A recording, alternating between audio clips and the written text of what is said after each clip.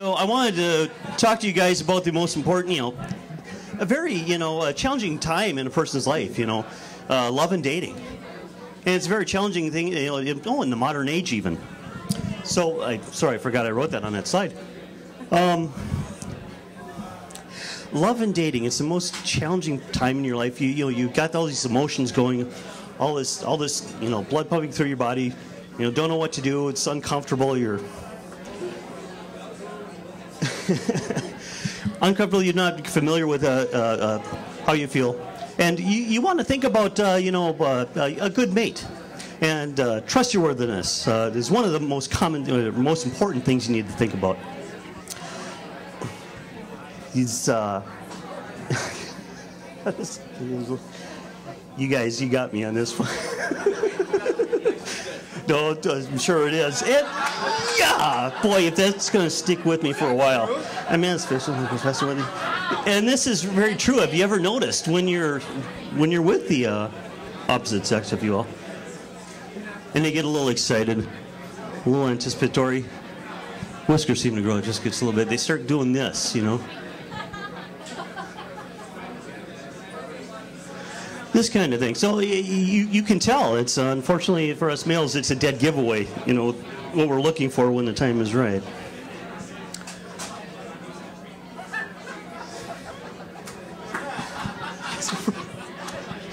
And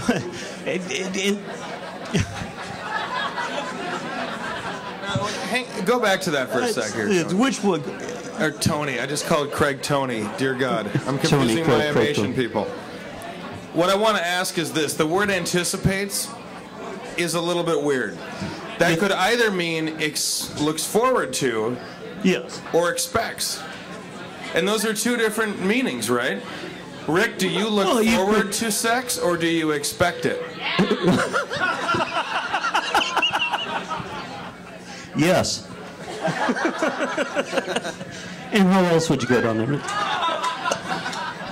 And that's for proper family planning. You got to think about these things early on. When you're 16, 18, you got to be thinking about how many piglets, how many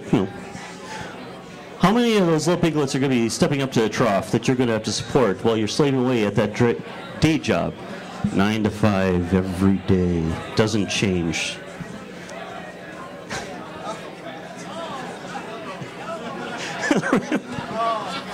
Oh, I did. That's awesome.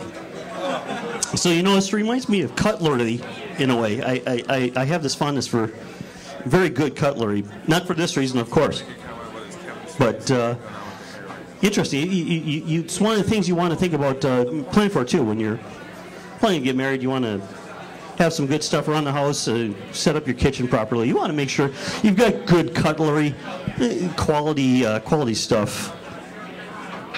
Wow. It's just, okay.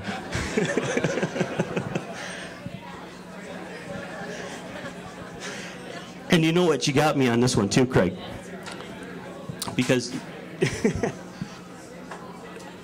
okay, I don't know her name. You date a lot of celebrities. Yeah, what? Yes. Oh, I don't want to deny it, but it's a minor truth. Wealthy does help. I know it is a great attraction. It's a great attractor for some people of the opposite sex. When you have money, it definitely brings them into the fold, doesn't it? So. And of course, there's always a theory. There's always an algorithm that can help you with everything in your life, and love is no different in this. And so here we have the attractiveness scale by the number of people dated, and according to this, we fall right in here somewhere. Yeah. So 12 frog to prince ratio. And I always was rooting for the frog, by the way, because, always for the underdog. He's a good guy. Date 12 people before Slick. I don't know that that's true, but what the heck. Now, who can... This is my buddy. His name is not Fido, it's Fred, by the way. And the sad, dejected look is sometimes easy to spot, but we'll move into this guy.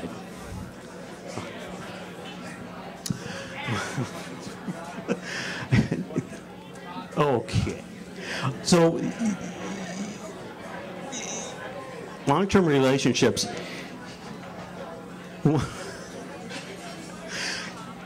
Boy, you know, how many people have got experience with this too, by the way? You know, where you've got, no, one? There can't be just one. All right, Jake. So Jake's got experience with this, and